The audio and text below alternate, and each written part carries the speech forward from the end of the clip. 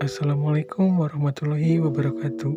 Halo semuanya, saya Riki Permana-Sidik dari kelas 11 MIPA 6. Di video kali ini saya akan menceritakan tentang sejarah Indonesia, khususnya yaitu sejarah tentang POC. Mungkin masih ada yang bingung nih, POC itu Belanda atau gimana sih? Nah, ternyata POC adalah perserikatan dagang dari perusahaan niaga yang tersebar di beberapa kota di Belanda, yang berdiri pada tanggal 20 Maret 1602. Nah, jadi beberapa perusahaan dari beberapa kota, misalnya Amsterdam dan Utrecht, mereka bergabung untuk membentuk POC. Kenapa sih POC ini didirikan? Nah, karena yang pertama itu untuk menghindari persaingan tidak sehat antar pedagang Belanda. Nah, saat pertama kali Indonesia ditemukan oleh para penjelajah, banyak penjelajah yang kesemsem dengan hasil rempah Indonesia. Salah satunya adalah pedagang-pedagang dari Belanda. Jadi, pemerintah Belanda tidak ingin antar pedagang Belanda itu bersaing yang akan merugikan Belanda itu sendiri. Kemudian dibentuklah perserikatan agar bisa mendapatkan keuntungan yang lebih besar lagi. Yang kedua adalah memperkuat potensi Belanda dalam menghadapi persaingan dengan serikat dagang lainnya. Dan tentunya yang paling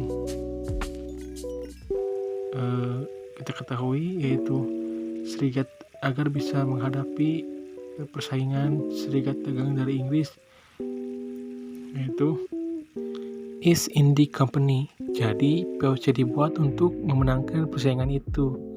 Yang ketiga adalah, dan yang paling penting, ini adalah tujuan utama POC, yaitu untuk memonopoli perdagangan rempah-rempah di Nusantara. Jadi pemerintahan Belanda ingin memonopoli rempah-rempah di Nusantara. Jadi supaya hanya pedagang-pedagang Belanda yang bisa menjualnya. Yang keempat adalah membantu pemerintah Belanda melawan pendudukan Spanyol. Jadi setelah para pedagang Belanda atau POC berdagang, nah dia akan mendapatkan banyak sekali uang. Nah, uang tersebut akan dikirim sebagian kepada Belanda untuk melawan pendudukan Spanyol. Nah, karena pemerintah POC dianggap berjasa terhadap pemerintah Belanda, maka dia diberikan hak oktroy, yaitu hak istimewa pemerintahan Belanda untuk POC, yakni untuk menjadi wakil sah pemerintah Belanda di Asia. Yang kedua adalah untuk melakukan monopoli perdagangan. Yang ketiga adalah untuk mencetak dan mengedarkan mata uang sendiri. Nah, sampai POC ini mempunyai uang golden dengan tulisan POC sendiri. Yang keempat adalah mengadakan perjanjian serta pemakluman perang dengan negara lain.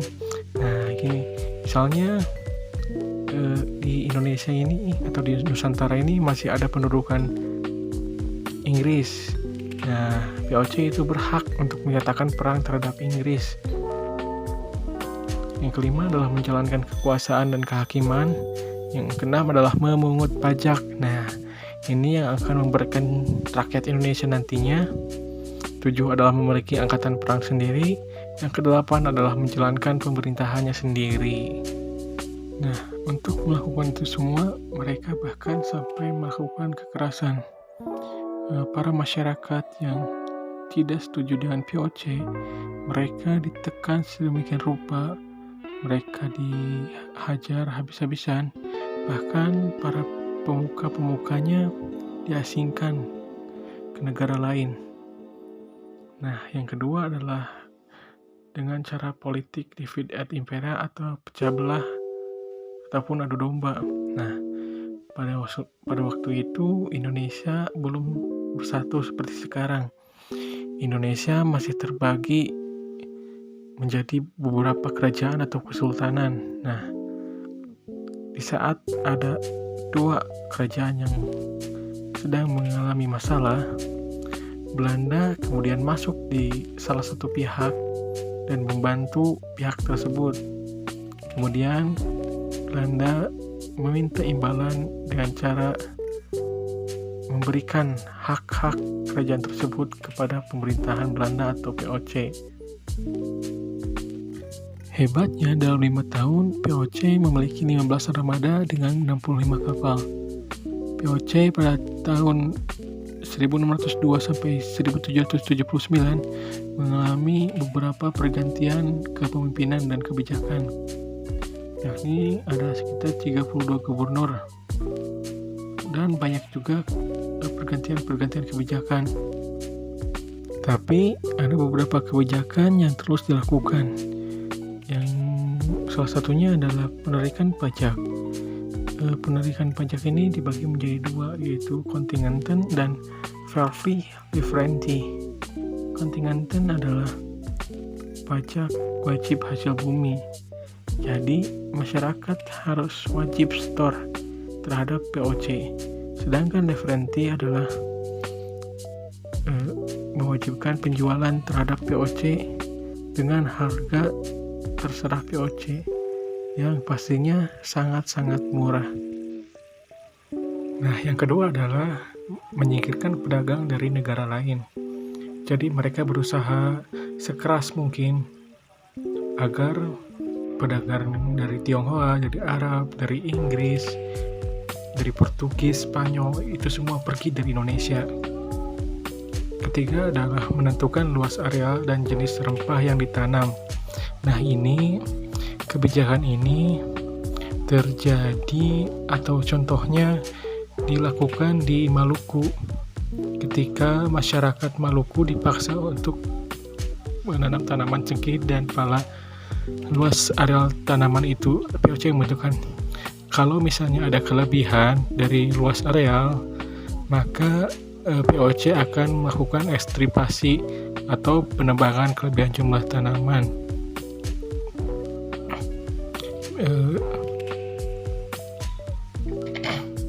Agar jumlahnya tetap dan harganya akan tetap. Yang kelima adalah kerajaan wajib store upeti. Jadi kerajaan yang sudah dibantu oleh VOC dan memiliki janji dengan VOC harus membayarkan upeti kepada VOC. Yang keenam adalah mewajibkan rakyat menanam jenis tanaman tertentu dan wajib jual ke VOC dengan harga yang sudah ditentukan VOC. Ini contohnya ketika di masyarakat di Sumatera, Bali, Sulawesi, dan yang pertama itu di Sunda. Di tanah Pasundan mereka diwajibkan untuk menanam kopi, dan kopi ini harus berhasil dan dijual kepada VOC dengan harga yang telah ditentukan oleh VOC. Nah, saya akan menjelaskan beberapa gubernur atau perjalanan gubernur di VOC.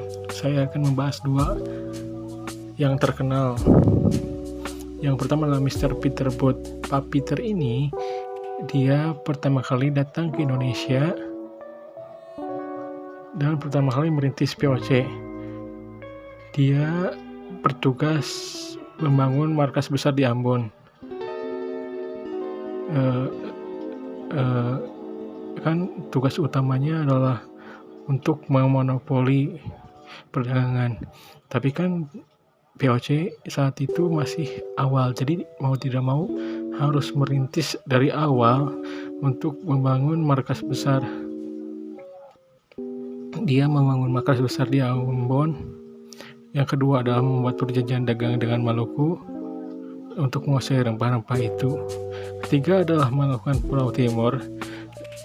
Keempat adalah mengusir Spanyol dari Maluku, dan kelima adalah membuat kantor dagang di Jakarta. Jayakarta itu sekarang Jakarta. Jadi dulu yang ramai kan itu Pelabuhan Banten ya. Nah, dia membuat sebuah kantor administrasi di Jayakarta atau Jakarta atau Batavia.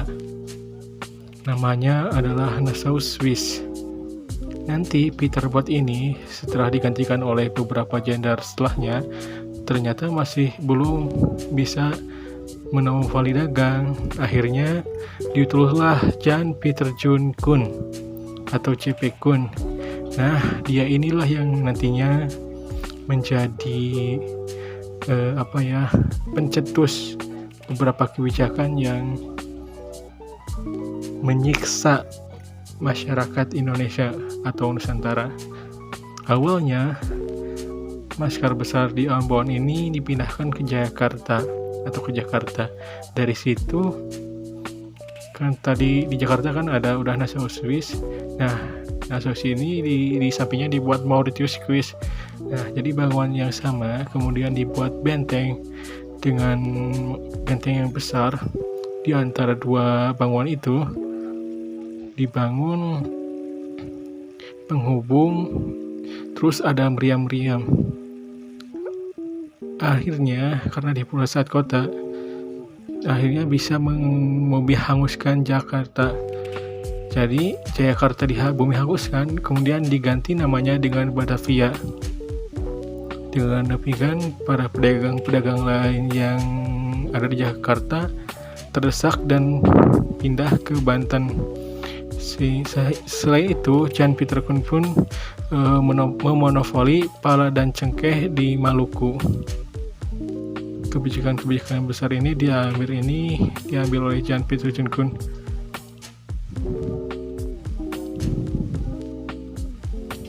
Selain itu dia juga membuat batu lompatan besar.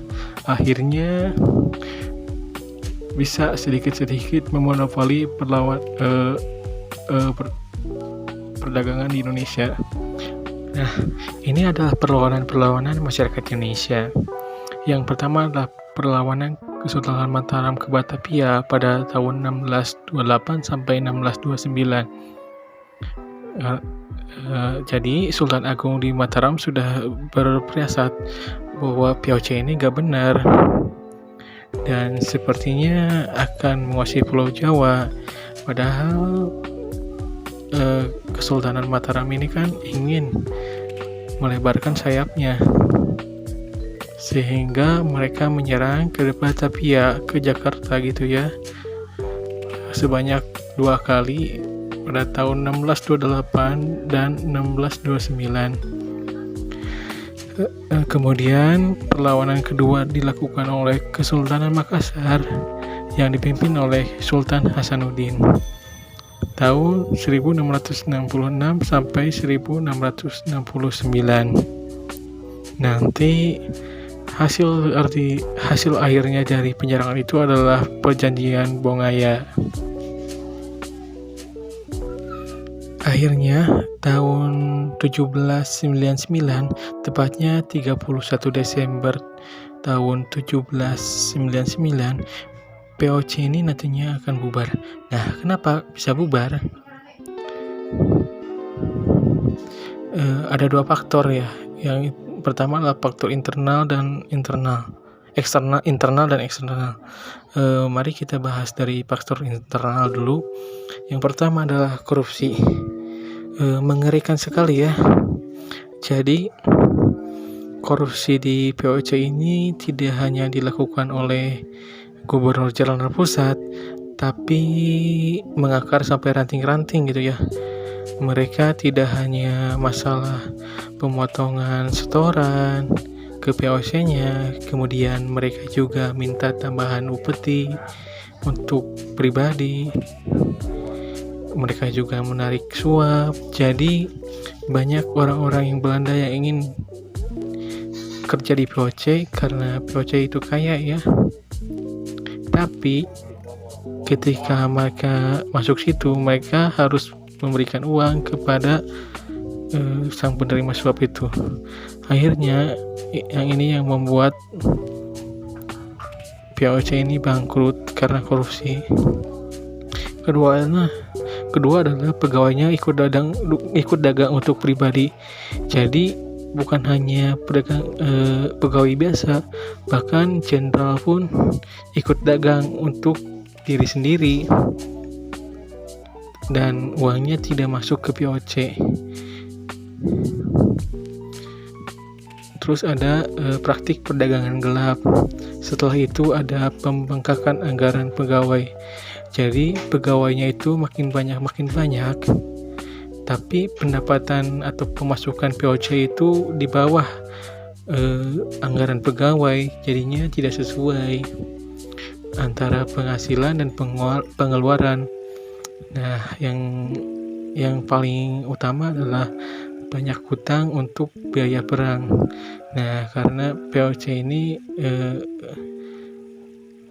dibuat untuk membantu Belanda dalam perang, dan Belanda itu membutuhkan banyak dana sehingga menghabiskan dana. Yang terakhir adalah adanya persaingan dengan serikat dagang lain.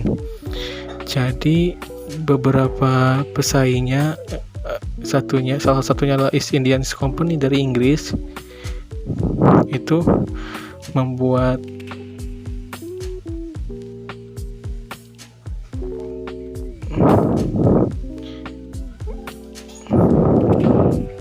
yang terakhir adalah sulit memberi imbal kasih untuk pemegang saham